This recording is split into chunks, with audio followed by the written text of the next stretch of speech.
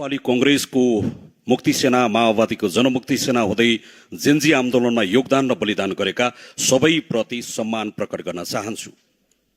2052 सालको अन्त्यतिर आउँदै गर्दा नेपालमा एउटा क्रान्तिको बिगुल बज्यो। त्यति बेला हाम्रा आमाका दुई छोरा मध्ये एउटा छोरो आर्मी बनेर लड्यो, अर्को छोरो माओवादी बनेर लड्यो। भोलिपल्ट रेडियो नेपालको समाचारले भन्यो दैलेखको फलानो ठाउँमा घर भएको आर्मी मर्यो रे भन्दै गर्दा आमाले चित्त बुझाउन नपाउँदै साँझ 7 बजेको फेरि रेडियो नेपालको समाचारले भन्यो माओवादी फलानो उपनाम गरेको माओवादी मर्यो भन्दै गर्दा मेरी आमाले जसो तसो मन बुझाएकी थिइन्। तर अस्ति कान्छो छोरो भदौको 23 गते बानेश्वरमा राज्यले गोली हानेर हत्या गर्दै गर्दा अहिलेसम्म मेरी आमाले मन बुझाउन सकेकी छैनन्। मेरो आमाको जस्तै यहाँका धेरै जेन्जी आमाहरूको प्रश्न छ, मेरो छोरो हतियारधारी थियो कि आतंककारी थियो, के कारणले गर्दा हत्या गरियो, मेरो आमाको यो पनि प्रश्न छ। अहिले आरक्षभित्र बाँदर मार्नेलाई कारबाही हुन्छ भने बानेश्वरमा जेन्जी मार्नेलाई कहिले कारबाही हुन्छ भनेर मेरो आमाहरूले सोधिरहनु भएको छ।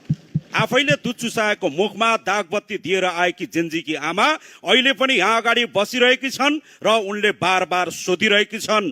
त्यति बेला 24 गतेको त्यो आफन्तको पीडा सहन नसकेर, त्यो मृत्यु सहन नसकेर आन्दोलनमा होमिएकालाई त्यो आरोपमा जेल परेकाहरू हातखुट्टामा नेल लगाएर जेलमा बसिरहेका छन्।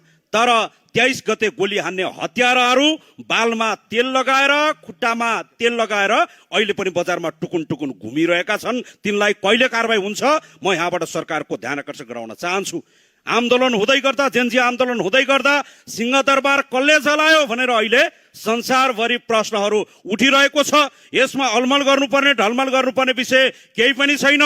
भिडियोमा देखिएकाहरू थुनिएका छन्, संसारले देखेकाहरूलाई कहिले थुन्ने हो यो बारेमा म सरकारको ध्यान आकर्षण गराउन चाहन्छु। सिंहदरबार कसले जलायो जलाएर यो देशलाई 75 वर्ष लुटेर खाएका थिए, तिनैले आफ्नो प्रमाण नष्ट गर्नलाई अदालतमा आगो लगाए, सिंहदरमा आगो लगाएका छन्। यसको सत्य तथ्य संसारले बुझ्न पाउनु पर्छ र तिनमाथि कारबाही हुनुपर्छ। अस्ति एकजना सांसदले भन्दै हुनुहुन्थ्यो अहिलेका नेताहरूको कोट पनि कालो, चस्मा पनि कालो हो। हाम्रो कोट पनि कालो छ, चस्मा पनि कालो छ, तर हाम्रो धन कालो छैन, मन कालो छैन। यति कुरा तपाईँको बिचमा राख्न चाहन्छु। धन्यवाद।